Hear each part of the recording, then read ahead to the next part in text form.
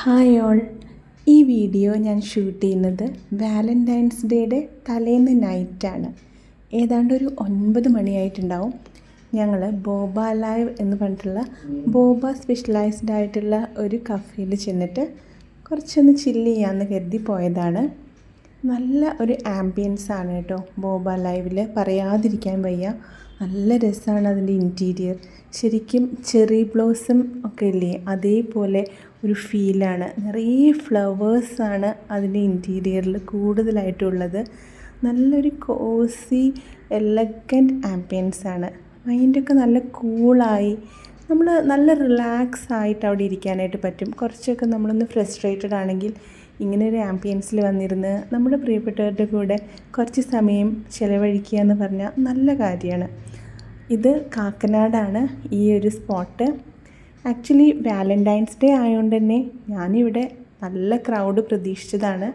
പക്ഷേ ഞങ്ങൾ ചെന്നൊരു 10 മിനിറ്റിനൊക്കെ ശേഷമാണ് കുറേ ആളുകൾ പിന്നെ വന്ന് തുടങ്ങിയത്. എനിക്ക് തോന്നുന്നു ഒരു മിഡ് നൈറ്റൊക്കെ ആകുമ്പോഴായിരിക്കും, ഏതാണ്ട് ഒരു 12 o'clock അടുത്തായിരിക്കും ഇവിടെ തിരക്കൊക്കെ കൂടുന്നത്.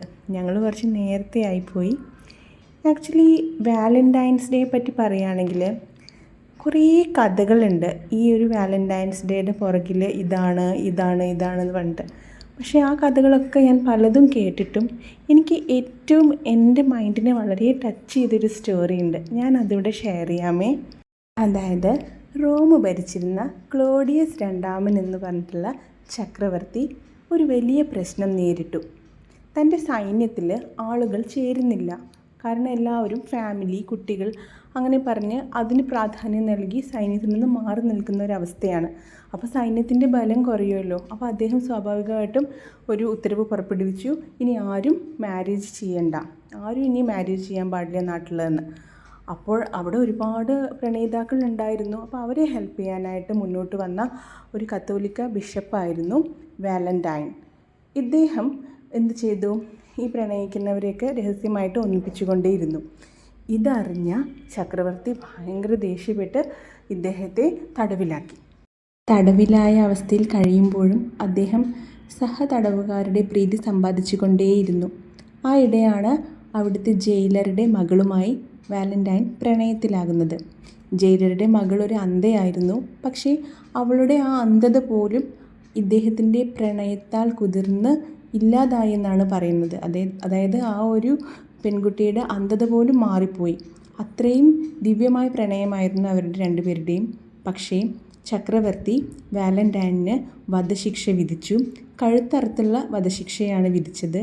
വധശിക്ഷയ്ക്ക് തൊട്ടു മുമ്പ് അദ്ദേഹം തൻ്റെ പ്രണയിനിക്ക് ഒരു കുറിപ്പ് നൽകി. അതിൽ ഫ്രം യുവർ വാലൻറ്റൈൻ എന്ന് എഴുതിയിട്ടുണ്ടായിരുന്നു. ഫെബ്രുവരി 14 അദ്ദേഹത്തിൻ്റെ വധശിക്ഷ നടപ്പിലായത്. അതുകൊണ്ട് പിന്നീടുള്ള എല്ലാ ഫെബ്രുവരി 14 നമ്മൾ വാലൻറ്റൈൻസ് ഡേ ആയിട്ട് ആഘോഷിക്കുന്നു.